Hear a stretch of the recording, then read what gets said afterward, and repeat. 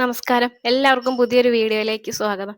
ഇതിന് മുന്നേയും കണ്ടിട്ടുണ്ടെന്നല്ലേ ആലോചിക്കുന്നത്. ഇതിന് മുന്നേ ഞാനിത് ചാനലിൽ കൊടുത്തിട്ടുള്ളതാണ്. അപ്പോൾ ഇപ്രാവശ്യം വീണ്ടും തുടങ്ങി. അപ്പോൾ ഇത് നിങ്ങളെ ഒന്നുകൂടി ഒന്ന് കാണിച്ചു തരാം. മറന്നുപോയവർക്കൊക്കെ ഒന്ന് ഓർത്തെടുക്കാൻ വേണ്ടിയിട്ട്. നമ്മുടെ പച്ചക്കറികളൊക്കെ കൂടാതെ നമുക്ക് പറമ്പിൽ നിന്ന് തന്നെ പറിച്ചെടുക്കാമല്ലോ. അപ്പോൾ പാവയ്ക്കയ്ക്ക് ഈച്ചശല്യം എന്ന് പറഞ്ഞു കഴിഞ്ഞാൽ പാവയ്ക്ക പൂവിടുമ്പോൾ തൊട്ട് ഈച്ച ചുറ്റിനും നടപ്പാണ്. അപ്പോൾ ഇങ്ങനെ ചെയ്യുകയാണെങ്കിൽ നമുക്ക് ഒത്തിരി പാവയ്ക്കകൾ കേടുകൂടാതെ കിട്ടാനായിട്ട് പറ്റും. വൈകുന്നേരം ആയപ്പോഴാണ് ഇറങ്ങിയത്. ആകാശമൊക്കെ ഇരുണ്ടു തുടങ്ങി. 5:30 കഴിഞ്ഞിട്ടാണ് കേട്ടോ പറമ്പിലോട്ട് ഇറങ്ങുന്നത്. ഭയങ്കര ചൂടല്ലേ പകലൊക്കെ. കുഞ്ഞും കൂടെ കൂടിയിട്ടുണ്ട് കേട്ടോ.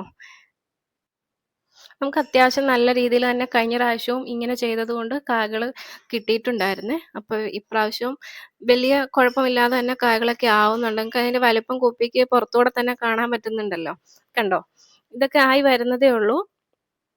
ഇത് കുറച്ചും കൂടി വലുതായി. ഇതൊന്നും എന്താ പറയുക, ഈച്ച അടുത്തൂടെ പോലും പോയിട്ടില്ല ഇതിൻ്റെ ഒന്നും. അതുകൊണ്ടാണ് കേട്ടോ ഇത്രയും ആരോഗ്യത്തോടെ നല്ല രീതിയിൽ നിൽക്കുന്നത്. ഇതാണെങ്കിൽ നമുക്ക് പറിക്കാറായതാണ്. കുറച്ച് ദിവസം കൂടെ നിൽക്കട്ടെ എന്ന് വിചാരിച്ച് വെച്ചിരിക്കുകയാണ്. അപ്പോൾ വീഡിയോ ഇഷ്ടമായാൽ ലൈക്ക് ചെയ്യാനും ഷെയർ ചെയ്യാനും മറക്കരുതേ.